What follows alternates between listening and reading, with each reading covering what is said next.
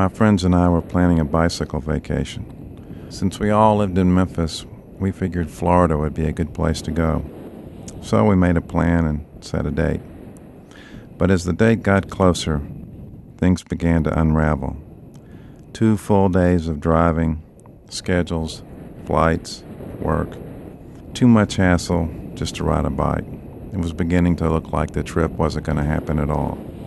And then we had another idea. The biking country in West Tennessee is so great. Why don't we map a ride from Kentucky to Memphis? Found the roads too small for most maps. The road's just right for bicycles.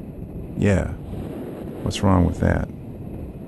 So we did, and this is our story.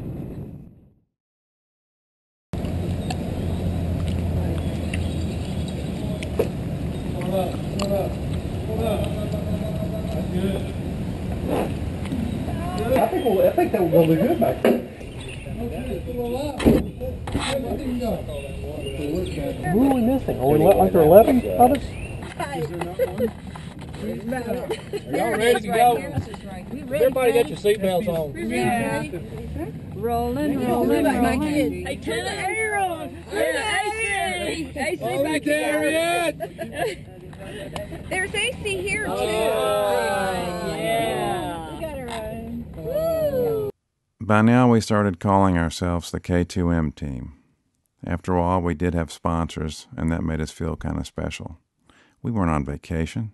We were on a mission to make a map. The route projected 155 miles over 2 days.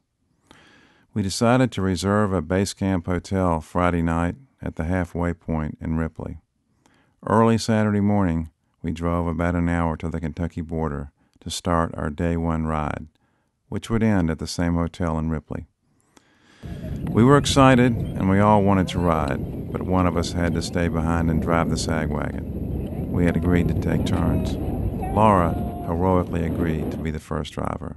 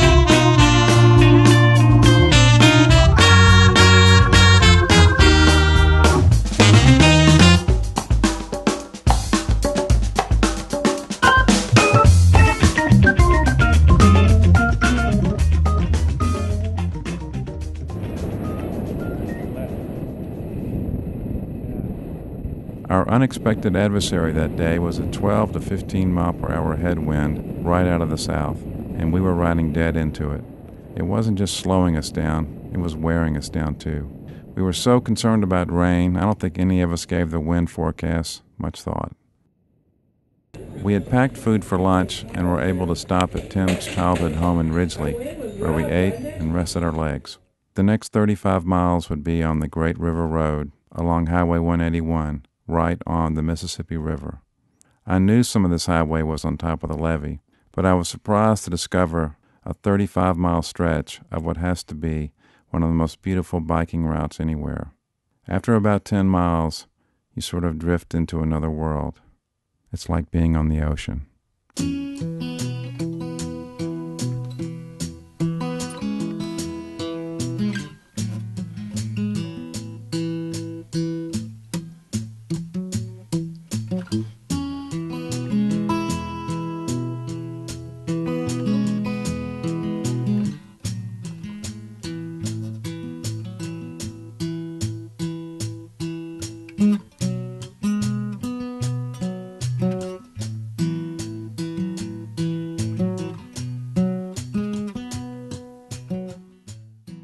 We were now 57 miles into the ride and resting at the intersection of Highway 181 and 88. It was also decision time. Do we follow the MRT route east on 88 back to Ripley for the night, or do we head west into the Chickasaw Wildlife Refuge on a road that we know turns to gravel for 7 miles, but would connect with Highway 19 and put us within a few miles of Ripley? Since we had the SAG vehicle at hand, we chose to take the route through the refuge, knowing that if it got too difficult, we had a way out. Problem was, we were behind schedule and losing daylight, but it turned out to be the best time to ride through an absolute wilderness. I could use some more water.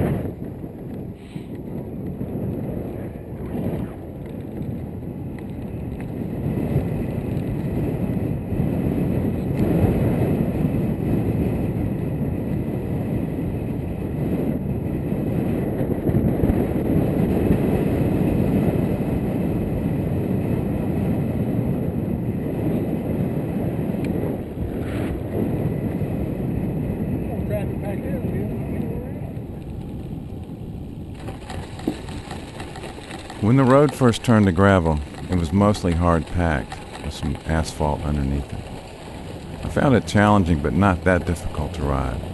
A 25mm road bike tire would have been a better match than our thinner 23s, but we made do. A few of the team chose to ride this section out in the sag wagon.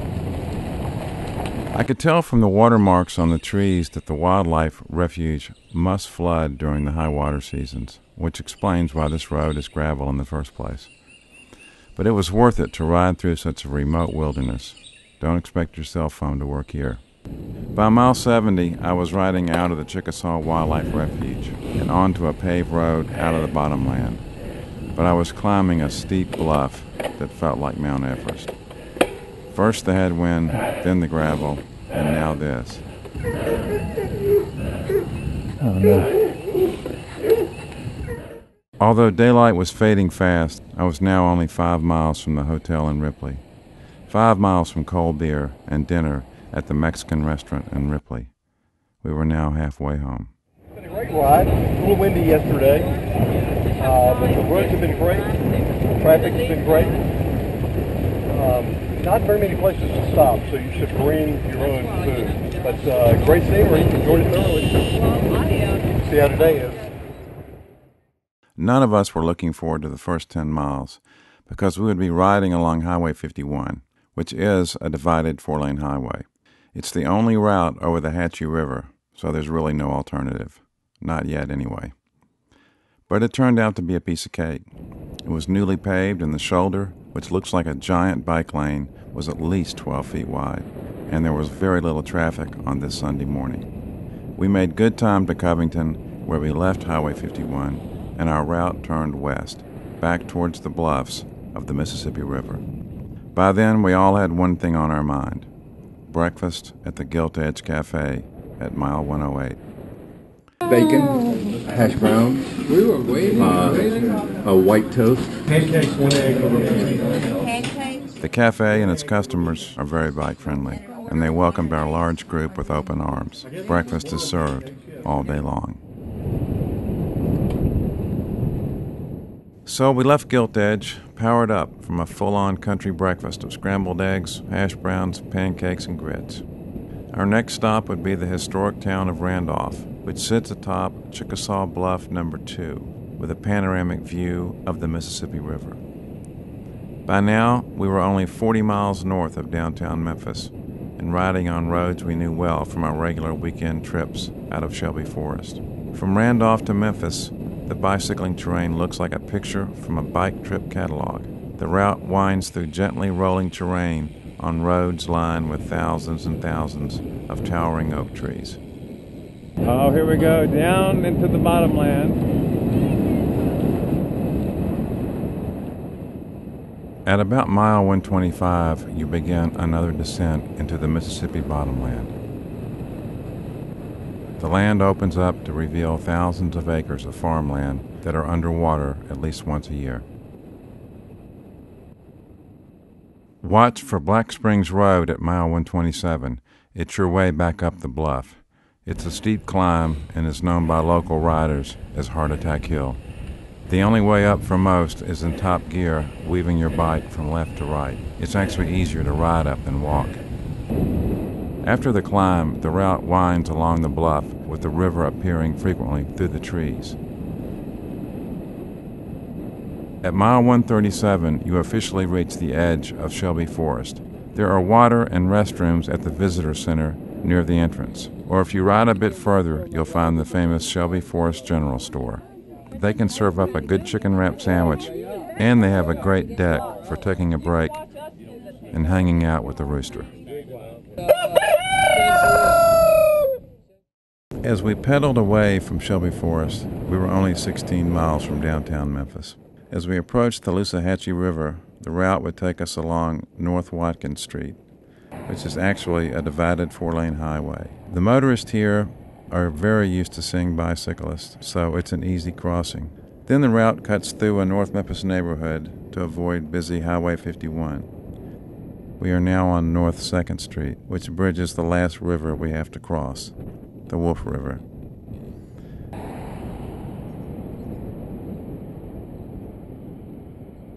Now we're riding our last miles along Greenbelt Park in Harbortown. As I pulled up to the final endpoint, a little kid shouted. He seemed to know we had just ridden from far away, from Kentucky to Memphis. And so we had a few beers at Harbortown and packed away our gear. As we talked, we all agreed it felt like we had been gone for much longer than just 2 days. It felt more like a week. It had been a journey to remember. Later, I sat with some of the other riders, and we talked about the K2M ride. When you tell people, I went on, what did you do this weekend? You could say, I just did 150 miles on my bike and I didn't stop. Okay, it was no big deal. But from Kentucky to Memphis, now that's something they're going to talk about. The take from it is this is a thing that anybody can do inexpensively. We had a 15-person van and rented a trailer, and we had 11 bikes that we're able to put in. You don't carry much. You don't need to carry much if you're going on like an overnight. But easy to do, and a little bit of preparation, a very little bit, and a good map.